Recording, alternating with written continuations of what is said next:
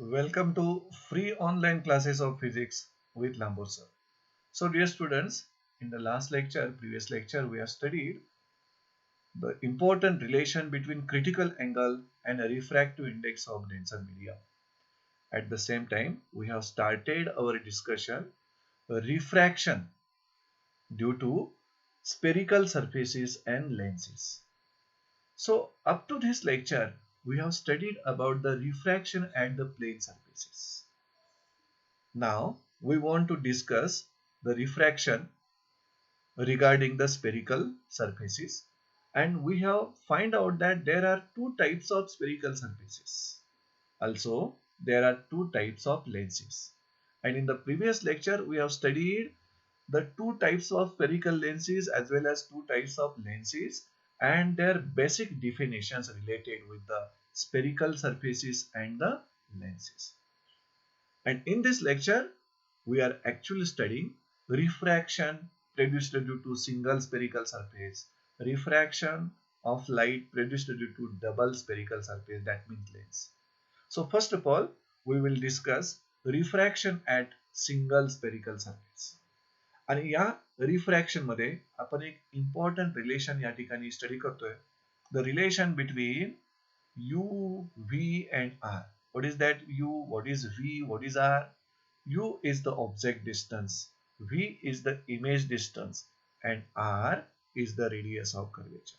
जो single spherical surface असेल त्याच्याकडं single centre of curvature, single radius of curvature आणि ऑब्जेक्ट डिस्टन्स आणि ऑब्जेक्ट आणि इमेज डिस्टन्स यांच्यामधलं रिलेशन आपण या ठिकाणी प्रूव्ह करणार आहोत किंवा डिराइव्ह करणार आहोत. So straightway we will consider a spherical surface.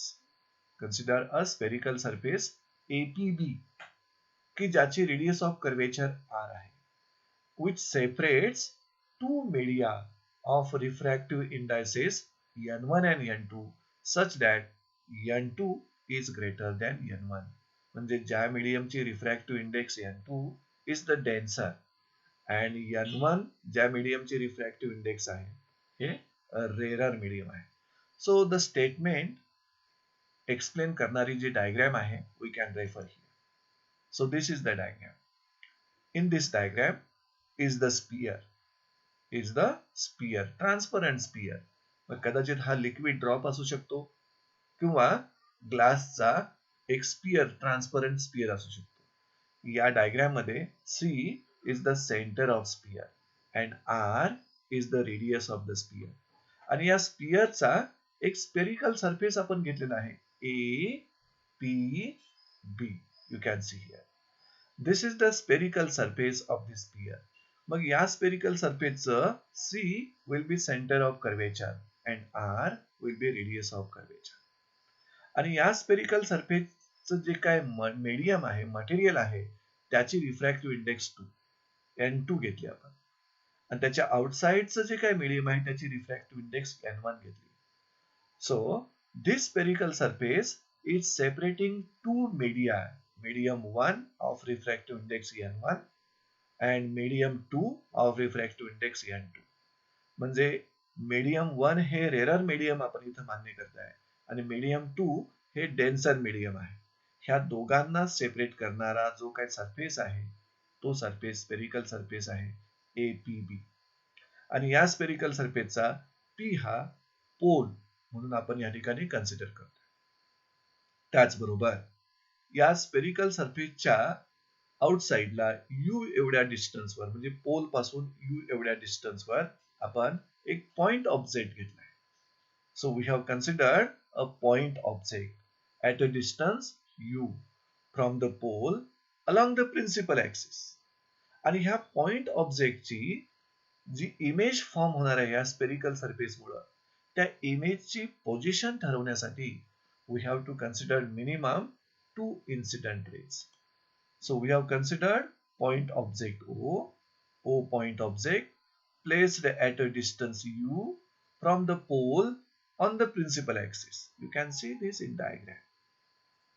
आणि त्या पॉइंट ऑब्जेक्टच्या इमेजची position, to find the position of image we have to consider two incident rays. आता हे दोन्हीही इन्सिडेंट रेज या डायग्राम मध्ये आपल्याला इथं दिसत आहेत. ओपी हा नॉर्मली इन्सिडेंट रे आहे आणि ओडी हा ऑब्लिकली इन्सिडेंट रे आहे. हे दोन इन्सिडेंट रेज चा यूज करून आपण ह्या पॉइंट ऑब्जेक्टची इमेज ची पोझिशन फाइंड आउट करू शकतो.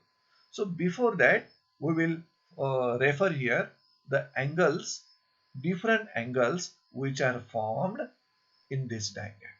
यातील अँगल I हा ओडी या इन्सिडेंट रे न नॉर्मलसी केलेला अँगल आहे. त्याला अँगल ऑफ इन्सिडन्स म्हणायचं. Angle I is the angle of incidence. आणि त्या ओडी ह्या इन्सिडेंट रेचं रिफ्रॅक्शन झाल्यानंतर त्यानं नॉर्मलसी केलेला जो अँगल आहे तो अँगल ऑफ रिफ्रॅक्शन म्हणजे R. इथं बघू शकता तुम्ही. So R is the angle of refraction. त्याचबरोबर अजून इथं 3 अँगल्स तुम्हाला दिसत आहेत पहा. Alpha, beta, gamma. हे तिन्ही अँगल्स प्रिन्सिपल ऍक्सिसचे झालेले आहेत. त्यातील अल्फा अँगल कुणी मेड केलाय पहा, ओडी न. बीटा अँगल आयडी न मेड केलेला आहे आणि गॅमा अँगल हा सीडी न मेड केलेला आहे with the principal axis respectively. So alpha, beta, gamma. These are the angles made by OD. Diagram मध्ये बघू शकता. ID इथं बघा डायग्राम मध्ये आणि CD with the principal axis respectively. Okay. These are the 5 angles which are formed in this diagram. आता आपण one by one incident ray घेऊया आणि त्याचं रिफ्रॅक्शन ह्या स्पेरिकल सरफेस मधून कसं होतं ते चेक करूया. See here. First incident ray OP. Incident ray OP जो आहे तो नॉर्मली इन्सिडेंट होतोय सरफेस एपीबी वर. त्यामुळे angle of incidence 0, angle of refraction पण 0 and it passes without any deviation along the path P. See here, incident ray OP which is traveling along the principal axis म्हणजे normally incident होतोय तो, which goes without any deviation along path PI. त्यामुळे PI हा refracted रे झाला आणि OP हा incident ray झाला. आता आपण नेक्स्ट इन्सिडेंट रे घेऊया. कोणता? OD. See here, same diagram we are referring here. The second incident ray, another incident ray OD. हा इन्सिडेंट रे मात्र ऑब्लिकली इन्सिडेंट होतोय सरफेस एपीबी वर ऍट पॉइंट डी आणि तो इन्सिडेंट होत असताना नॉर्मलसी त्यानं जो अँगल केलेला आहे तो स्मॉल अँगल केलेला आहे आय आणि त्याच वेळी डी हा पॉइंट जो आहे तो ह्या पोल पासून व्हेरी क्लोज आहे. आता हा रे इन्सिडेंट रे ह्याचं ऑब्लिकली इन्सिडेंट झाल्यामुळं त्याचं रिफ्रॅक्शन होणार. This ray is refracted. After refraction this ray bends towards normal. का? The ray of light is traveling from rarer medium to denser medium. So after refraction, the refracted ray bends towards the normal and travels along the path DI. So DI is the refracted ray of incident ray OD. मग त्या refracted ray न नॉर्मलसी केलेला हा जो angle आहे तो R. इथं आपण त्या पद्धतीचं स्टेटमेंट दिलेलं आहे. Another incident ray OD is obliquely incident at an angle I at point D, which is very close to the point किंवा very close to the pole P. म्हणजे पुन्हा एकदा समजावून घ्या. दुसरा जो इन्सिडेंट रे OD आहे तो D पॉइंट जवळ इन्सिडेंट झालाय सरफेस एपीबी वर at angle I very small आहे. का? तर D पॉइंट हा पोल पासून व्हेरी क्लोज आहे. आता या रेचं रिफ्लेक्शन कसं होईल पहा. This ray is refracted at an angle R. त्याचं रिफ्रॅक्शन झालं किती अँगल ऑफ रिफ्रॅक्शन मधून R आणि after refraction it bends towards the normal and moves along path DI. So DI is the refracted ray. या पद्धतीनं OP incident रेचा refracted ray PI आणि OD incident रेचा रिफ्रॅक्टेड रे DI हे दोन्हीही refracted rays I point जवळ meet होत आहेत. म्हणजे I will be the real image of the object O formed by the spherical surface APB. Thus, the real image I is formed at a distance V from the pole. So V या diagram मध्ये जे दिसतंय ते तुम्हाला त्या real इमेजचं distance दिसतंय from the pole of that surface. So in this way, we studied how the refraction takes by single spherical surface and position of the image formed by the single spherical surface. Now we will refer Snell's law here because a ray of light is traveling from denser medium to a rarer medium to denser medium, medium 1 to medium 2. That's why according to Snell's law, we can write here refractive index of second medium with respect to first medium like this. See here, Snell's law नुसार refractive index of second medium with respect to first medium equal to a ratio of absolute refractive index of second medium upon absolute refractive index of first medium is equal to Snell's law नुसार येणारा sin I upon sin R. आता जर तुम्ही इथं cross multiplication केलात तर n1 sin I is equal to n2 sin R तुम्हाला मिळेल. See here and this is your equation 1. पण आपण या ठिकाणी एक अझम्पशन घेतलेला आहे. हा जो डी पॉइंट आहे सरफेस APB वर, this D point is very close to point P. त्यामुळं इथं जे अँगल्स फॉर्म झालेले आहेत I, R, alpha, beta, gamma, हे सगळे अँगल्स व्हेरी स्मॉल होतील. See here, if the point D is very close to the point P, all the angles are very small. आणि जर एखादा अँगल व्हेरी स्मॉल असेल आणि तो आपण रेडियन मध्ये मेजर करत असेल तर स्मॉल अँगल अप्रॉक्सिमेशन नुसार sine of that angle equal to angle मिळेल किंवा tan of that angle equal to that angle you will get. That's why we can write here sine of I nearly equal to I, sin of R nearly equal to R, which is measured in radian. त्यामुळे equation 1 मध्ये n1I आणि n2R अशा पद्धतीचा बदल झालेला तुम्हाला लक्षात येईल. See here, this is the equation 1. Equation 1 मध्ये झालेला बदल n1I equal to n2R, equation 2. आता ह्या इक्वेशनचा उपयोग करून आपण I ह्या अँगलची व्हॅल्यू काढताना आपल्याला माहिती आहे अँगल I हा ट्रायंगल DOC ह्याचा एक्सटेरियर अँगल आहे. मग एक्सटेरियर अँगलची प्रॉपर्टी काय होते? I equal to alpha plus gamma. त्याच पद्धतीनं गॅमा हा ट्रायंगल DIC, पहा इथं ट्रायंगल DIC ह्याचा एक्सटेरियर अँगल सिद्ध होतो. त्यामुळं गॅमाची value is equal to R plus beta, मग त्यावरून तुम्ही R ची व्हॅल्यू काढू शकता. त्यामुळं इथं तुम्हाला I ची व्हॅल्यू मिळाली अल्फा प्लस गॅमा आणि इथं तुम्हाला R ची व्हॅल्यू मिळाली, R ची व्हॅल्यू कशी मिळणार? Gamma minus beta.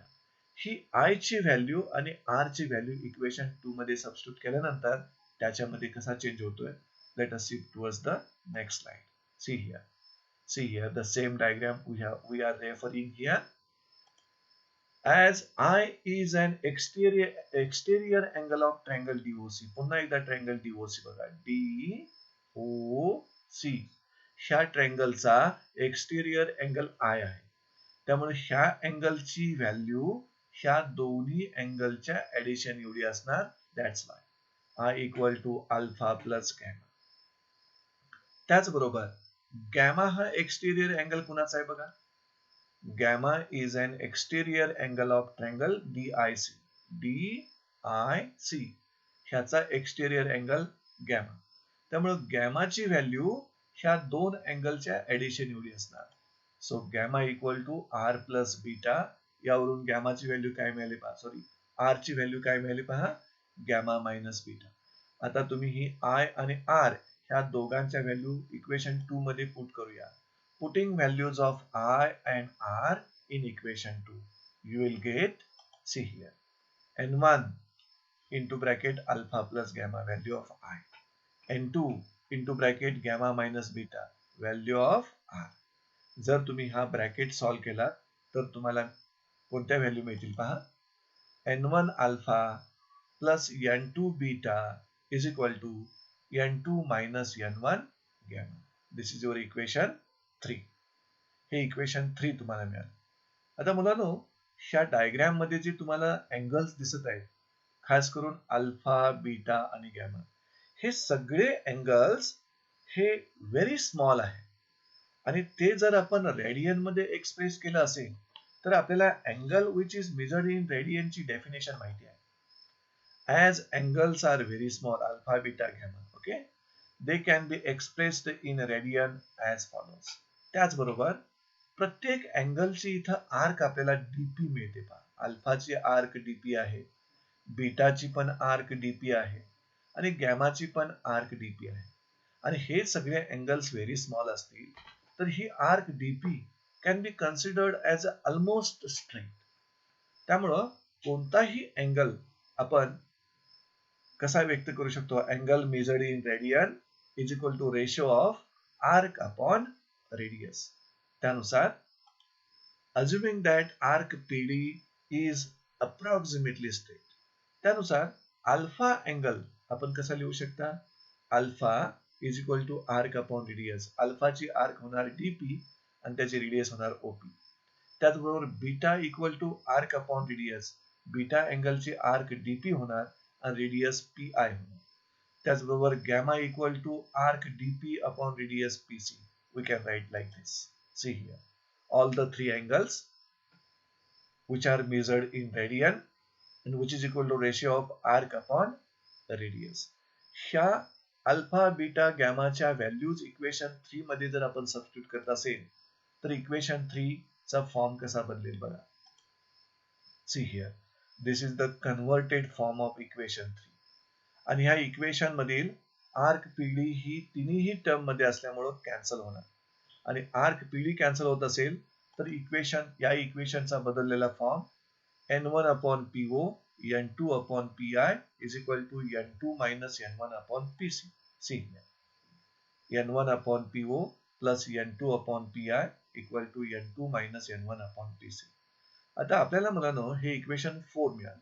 इथं कार्टेशियन साइन कन्व्हेन्शनचा रूल आपल्याला सर्वांनाच माहिती आहे. In case of mirrors, in case of spherical surfaces, in case of lenses, Cartesian sign convention use करताना सगळी डिस्टन्सेस जे आहेत ती ऑप्टिकल सेंटर पासून किंवा पोल पासून मेजर करायची असतात. त्यामुळं इथं आपण ऑब्जेक्ट डिस्टन्स जे यू घेतलेला आहे that is PO, object distance. आणि कार्टेशियन साइन कन्व्हेन्शन नुसार हे ऑब्जेक्ट डिस्टन्स पीओ निगेटिव्ह येईल, image distance P I positive येईल आणि रेडियस ऑफ कर्वेचर पीसी देखील पॉझिटिव्ह येणार. मग त्यांच्या व्हॅल्यू आपण सबस्टिट्यूट करण्यासाठी नेक्स्ट स्लाइड आपण रेफर करू. See here, according to new Cartesian sign convention, object distance PO equal to minus u, image distance PI equal to plus V and radius of curvature PC equal to plus R. ह्या तिघांच्याही value equation 4 मध्ये जर आपण substitute केल्या तर equation 4 चा form या पद्धतीने बदललेला दिसेल. Value of PO, value of PI and value of PC. आता यातील सेकंड टर्म पॉझिटिव्ह आहे पण फर्स्ट टर्म निगेटिव्ह आहे. त्यामुळे ह्या दोघांची आपण रिप्लेसमेंट करू पोझिशनची. So we will get here n2 upon V minus n1 upon U equal to n2 minus n1 upon R. So this is the required relation between image distance, object distance and radius of curvature when a ray of light is traveling from a rarer medium of refractive index n1 to denser medium of refractive index n2. या diagram मध्ये तुम्ही refer करा. रे of light म्हणजे object जो आहे तो rarer medium मध्ये आहे आणि इमेज जी फॉर्म झालेली आहे ती डेन्सर मीडियम मध्ये आहे. So light is travelling from rarer medium to denser medium. त्यावेळी the relation between image distance, object distance and radius of curvature will be referred like this. आपण रे ऑफ लाईटचं travelling denser to rarer घेतलं तर या फॉर्म्युलामध्ये कशा पद्धतीचा बदल होईल? Let us learn. If ray travels from denser medium to rarer medium म्हणजे M2 मीडियम मधून M1 मीडियम मध्ये रे ऑफ लाईट जर ट्रॅव्हल होत असेल देन फॉर एनी कर्वेचर म्हणजे कर्व सरफेस कॉन्व्हेक्स असेल किंवा कॉन्केव्ह असेल the equation can be written as, हे जे इक्वेशन आपण डिराइव्ह केलेलं आहे ते equation when ray of light is traveling from denser medium to rarer medium जर आपल्याला लिहायचं असेल तर फक्त n1 आणि n2 च्या पोझिशन्स बदलतील. ते कसं लिहिता येईल पहा. See here n1 upon v minus n2 upon u is equal to n1 minus n2 upon r, and this is the equation referred when a ray of light is traveling from denser medium to rarer medium, and that these two equations rarer to denser आणि त्याच पद्धतीने denser to rarer का तर कोणतीही convex lens असेल त्या convex लेन्सला दोन spherical surfaces असतील. इथंच बघा ना, इथं आपण दुसऱ्या स्पेरिकल सरफेस घेऊ शकता आणि हा पहिला स्पेरिकल सरफेस घेऊ शकता. मग कॉन्व्हेक्स लेन्सच्या बाबतीत ह्या दोन्हीही फॉर्म्युलेज तुम्हाला यूज करावे लागतील रिफ्रॅक्शनच्या वेळेला. फर्स्ट सरफेसला ray of light will travel from rarer to denser म्हणजे लेन्स मध्ये, त्यावेळी हा फॉर्म्युला त्या रिफ्रॅक्शनसाठी यूज करू आपण. आणि सेकंड सरफेसच्या रिफ्रॅक्शन पासून ray of light will travel from denser to rarer, त्यावेळी हा सेकंड फॉर्म्युला रेफर करावा लागेल. So we will refer both these formulas in the next article where we will study the lens makers equation or lens equation or lens formula. So with this we studied the refraction at single surface, and with that we find the relation between image distance, first relation image distance, object distance and radius of curvature when ray of light is traveling from rarer to denser medium or denser to rarer medium. So with this we are ending this lecture.